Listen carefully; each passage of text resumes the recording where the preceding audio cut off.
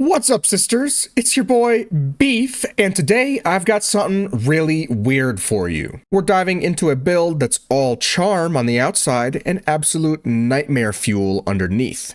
I'm talking about a changeling mystic using the Order of the Faceless, a party face that can literally turn into monsters and warp the minds of everyone around them. The concept: you walk into a room as this elegant, silver-tongued socialite, smooth, composed, a total face of the group, and then when combat hits, you twist. You become this horrific, unknowable eldritch horror that breaks people from the inside out. We're using disciplines like Infinite Abyss, Mantle of Fear, and the Mantle of Awe, everything designed to frighten, confuse, and tear the fabric of reality just a little bit. If that sounds like your kind of chaos, stick around, because this is going to be a fun one. Alright, so here's what makes the Order of the Faceless such a wild subclass. First off, at level 1, you're going to get Psionic Allure, which lets you use intelligence instead of charisma for things like deception and performance. You also get proficiencies in both of those, so right away you're a social chameleon with a literal brain-powered charm stat, no more need for charisma. Then at level 3, the mask comes off, because we'll get Psychic Glamour. This lets you shapeshift into all kinds of terrifying monsters. Think redcaps, hook horrors, minotaurs, eventually even spectators. Each one has its own abilities. You're not just cosplaying as one of these monsters, you actually gain their unique powers. Some of them even come with team buffs or status effects like invisibility or bloodlust style extra attacks for your allies. At level 6, your charm game gets an upgrade with expertise in deception and performance. Plus, thanks to fluid form, you get to transform into a monster the second that combat starts.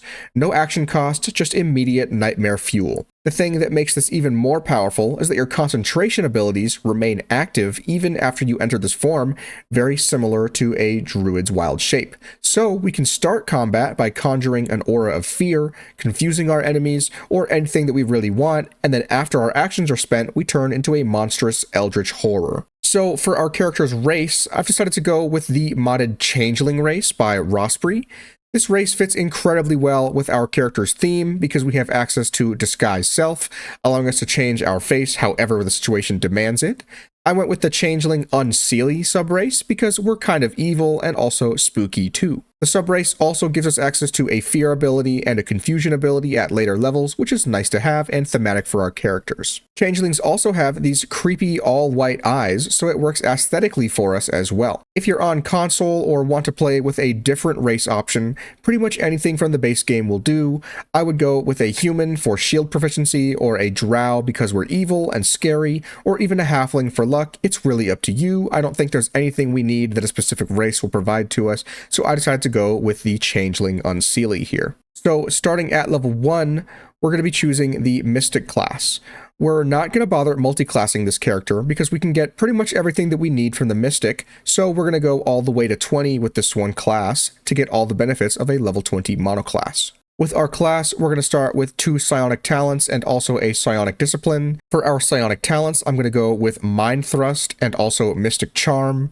Mind Thrust does 1d10 psychic damage, and Mystic Charm is basically a charm ability. For our discipline, I'm going to start by choosing Psychic Assault. We're going to choose an emotional discipline with our subclass, so we definitely want to have some good damaging options for now. Psychic Assault gives us access to a psychic focus which increases the damage from our psionic talents, specifically Mind Thrust, by +2. And we also gain Psionic Blast, which deals 1d8 psychic damage and can be upcasted with more psi points.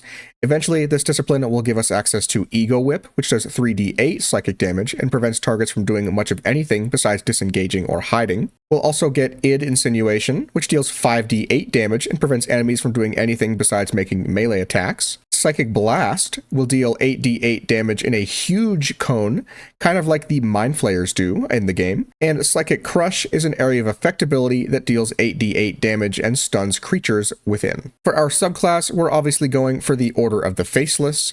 Faceless Mystics blend in with all kinds of monsters and creatures, using their psionics to change form and fool others. At this level, we're going to start with Psionic Allure, which allows us to use our intelligence score and intelligence modifier with our charisma checks, and also get proficiency in deception and performance, making us an absolutely incredible party face. For our subclass discipline, I'm going to go with the Mantle of Awe. Our psychic focus here enables us to add half of our intelligence modifier to charisma checks, making our rolls even higher than before.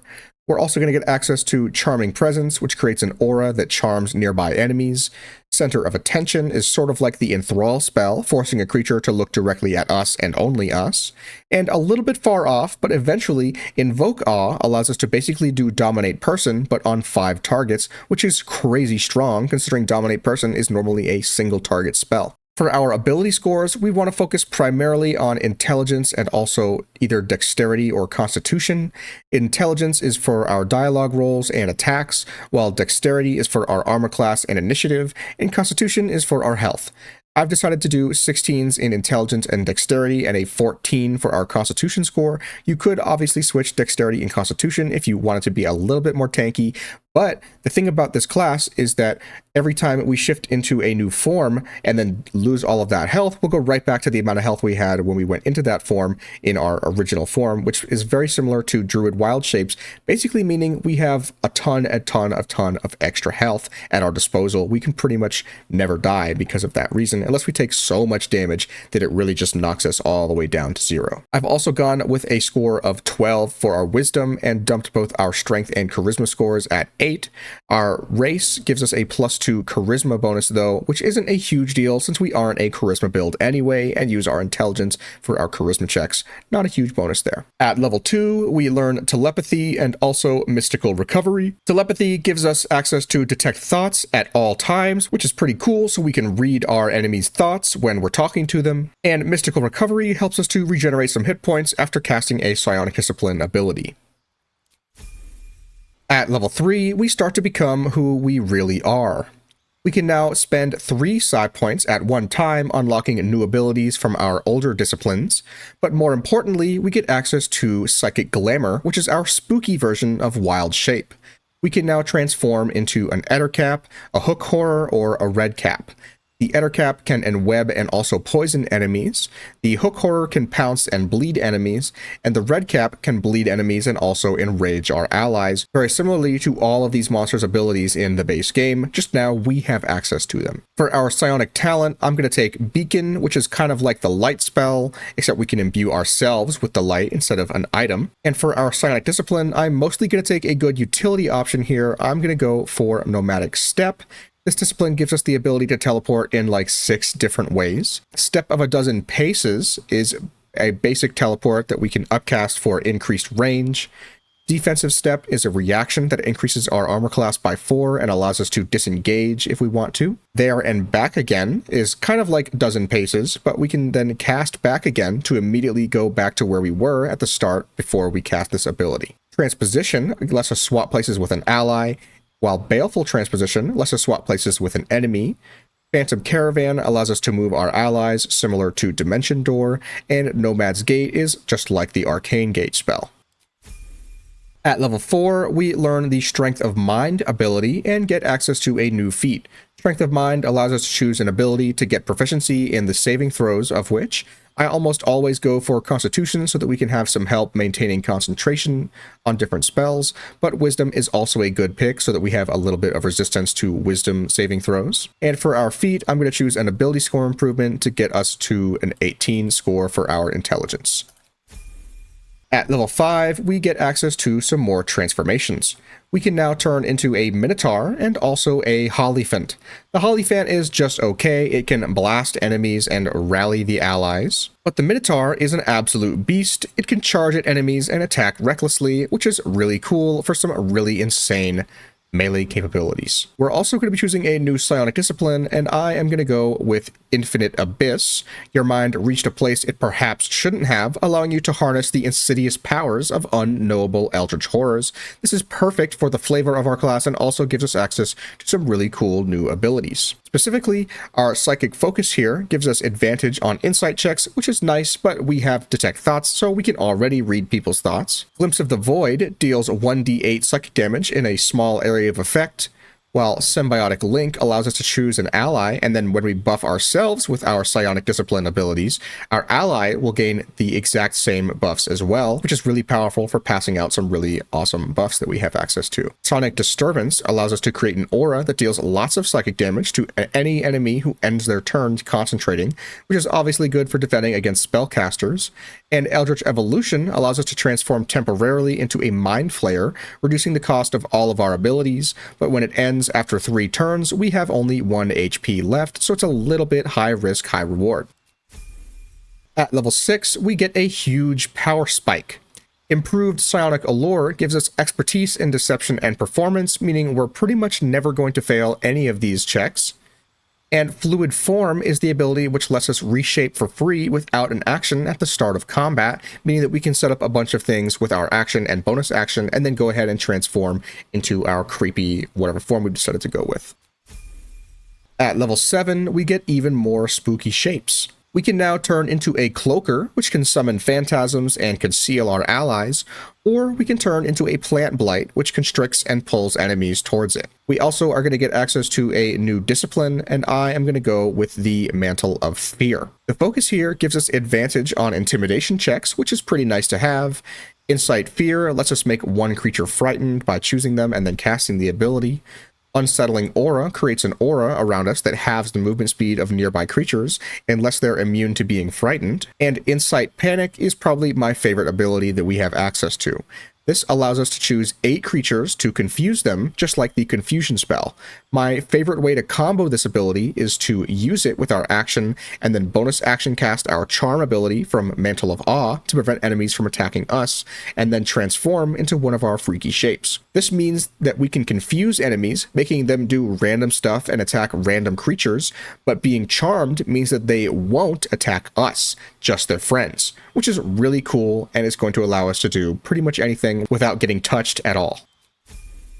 At level 8, we learn Psionic Strike, which deals 1d8 psychic damage whenever we attack an enemy, which is great because we're going to be transforming into all sorts of different creatures and then doing attacks with our actions as them. We're also going to be getting a new feat, and I am going to choose the Warcaster feat so that we can more easily maintain concentration on our spells.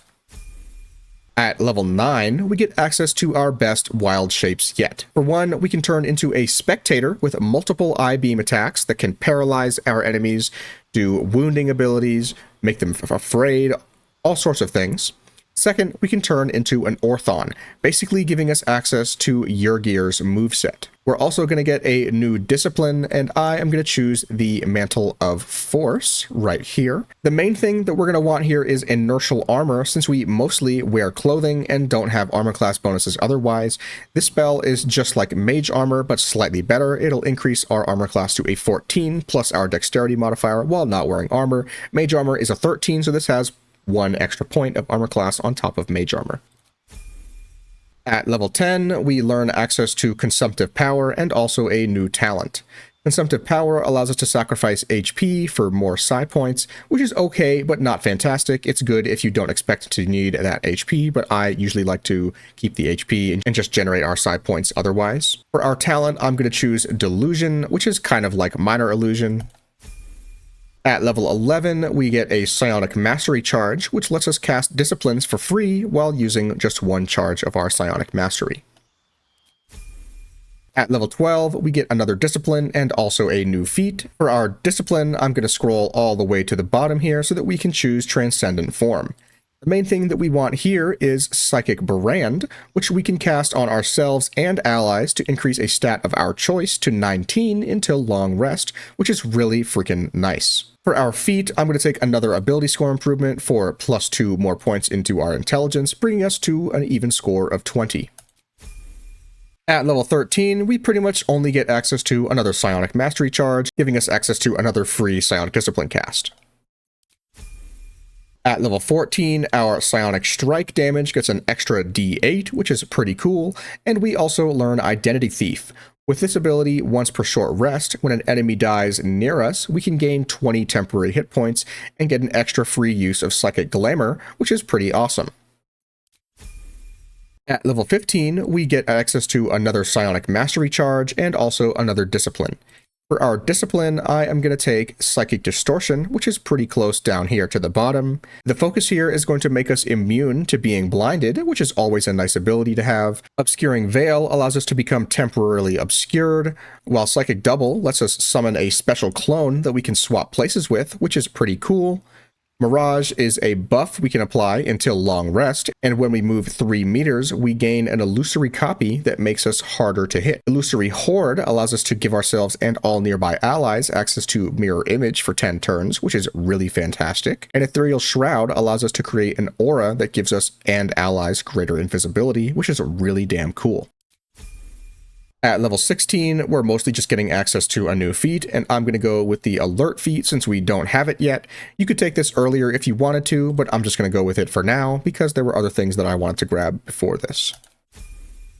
At level 17, we get a third Psionic Mastery charge and also a new talent. For our talent, I'm going to take Blade Meld so that we can cast this with a bonus action and not be disarmed whenever we cast it. At level 18, we're getting access to one last discipline, and for our discipline, I'm going to scroll nearly to the bottom so that we can grab Soul Reaper. The focus here allows us to regain 5 hit points whenever we kill a creature, which is nice for some extra sustainability.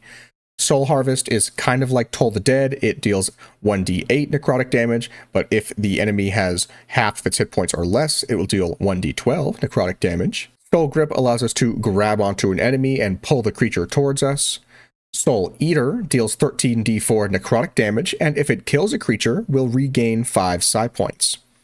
And Doom is a debuff that we can put on a boss creature or any other single target to reduce its movement speed and force it to lose its damage resistances, which is really awesome for several different boss encounters throughout the game because they often have resistances. At level 19, we get access to one final feat, and I'm going to take another ability score improvement so that we can increase our dexterity by 2 to bring it up to 18 for access to more armor class and also +1 to our initiative. And finally, at level 20, we get access to Psionic Body, which gives us resistance to basic physical damage types and immunity to poison and disease, which is really nice. That's pretty much all for our character's leveling, so let's go over the gear and equipment that makes our character even stronger. So for our character's gear, there's a few things that we really want to focus on. For our hat, I decided to go with Janet's hat, mostly because it gives us advantage on persuasion and deception checks. If you wanted to go with something here that gives you a bonus to your spell save DC, you definitely could do that, but I kind of like the way that this one looks when we're wearing our armor. Let me go ahead and pop it over here. It's got a nice look. You saw it all through the leveling process. I like the way it looks, and I like having advantage on our persuasion and deception checks since this character is mostly a party face character. I'm also using the Cloak of the Weave, which gives us a +1 bonus to spell save DC and spell attack rolls, and the Absorb Elements passive. I'm also using the Cloth of Authority. You can't be frightened and cannot be afflicted with other emotion-altering conditions. You have advantage on intimidation checks and insight checks. And we get a +1 bonus to our armor class. You could choose any clothing option that you wanted to.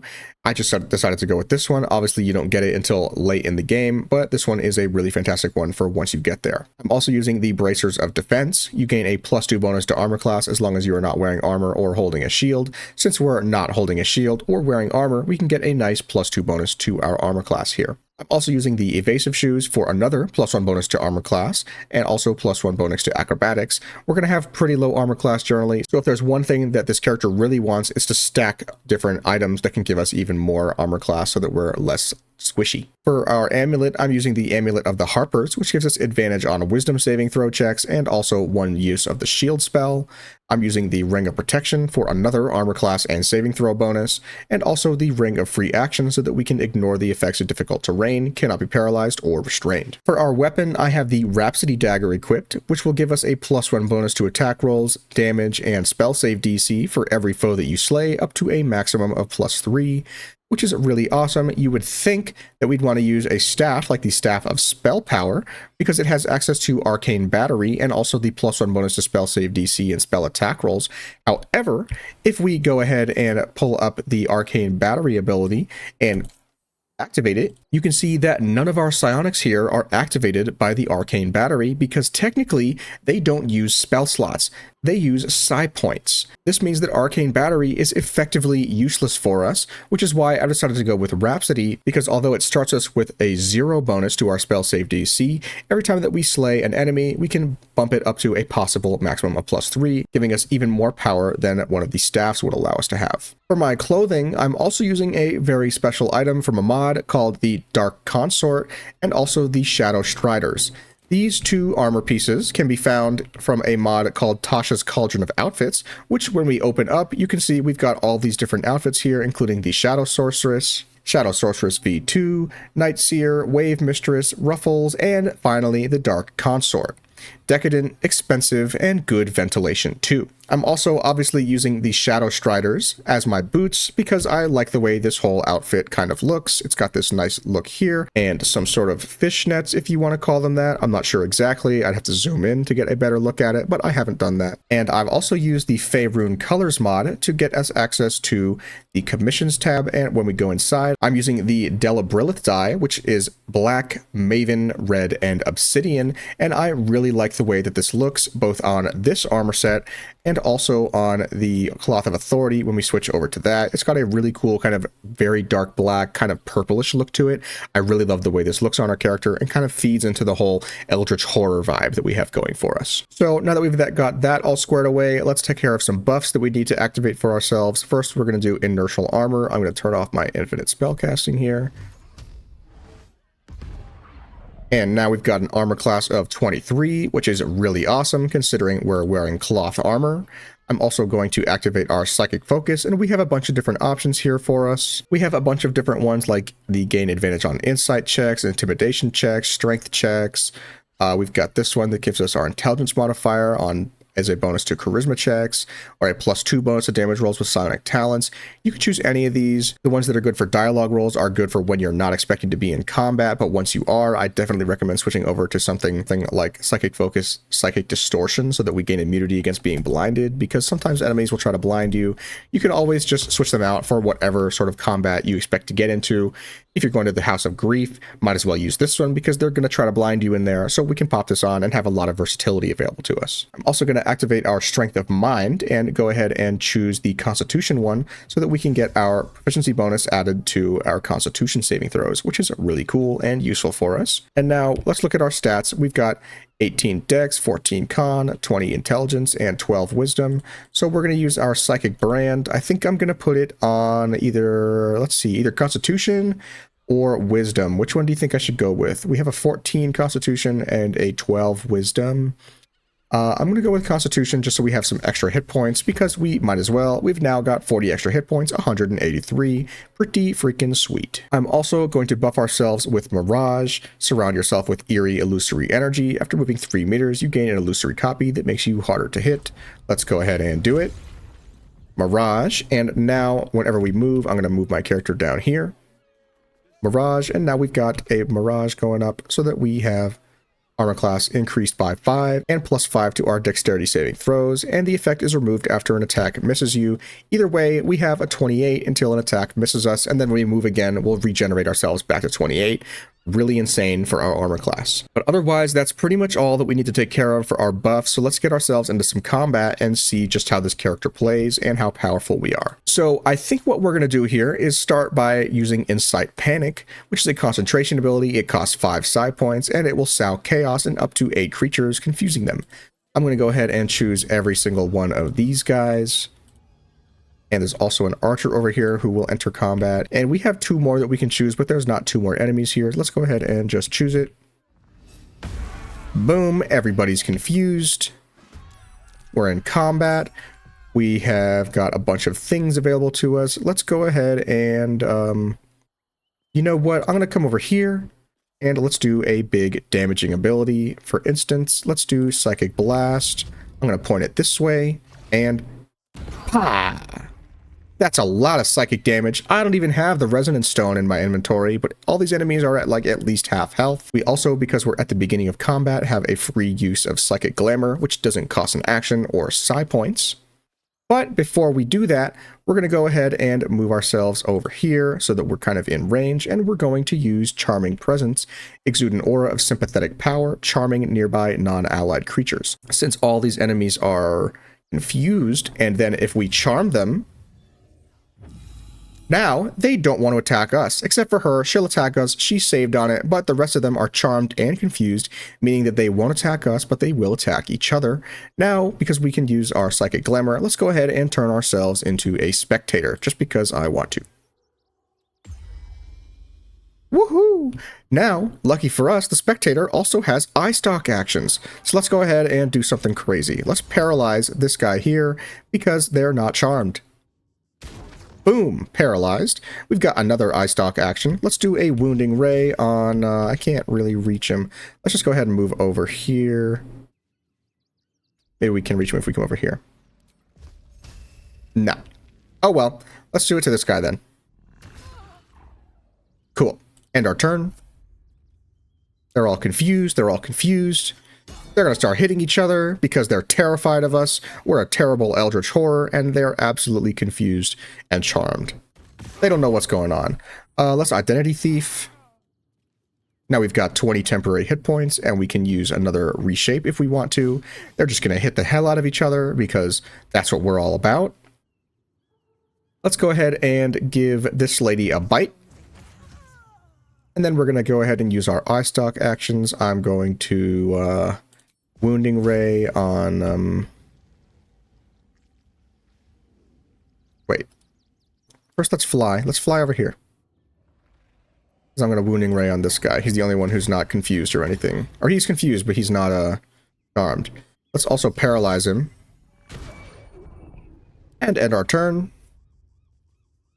Now you guys are confused. Go ahead and attack each other.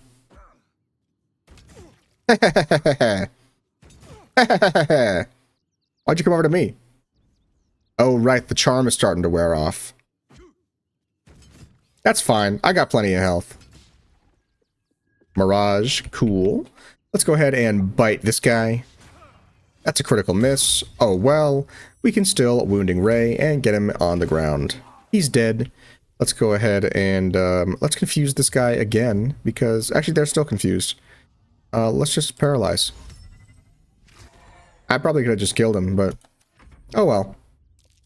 Paralyze everybody, you know? Where are you going? You're confused. Let's go ahead and wound and ray, and then we'll give this guy a big old bite. Chomp. Critical hit.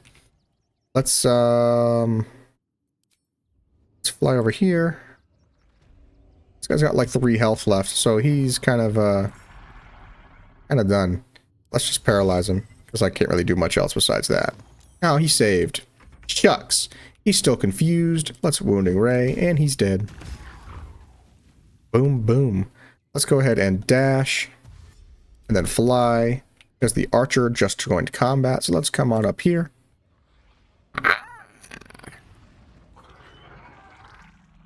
And then let's paralyzing ray, because we can. End our turn. Now let's wounding ray. He's saved, even though he's paralyzed. Oh well.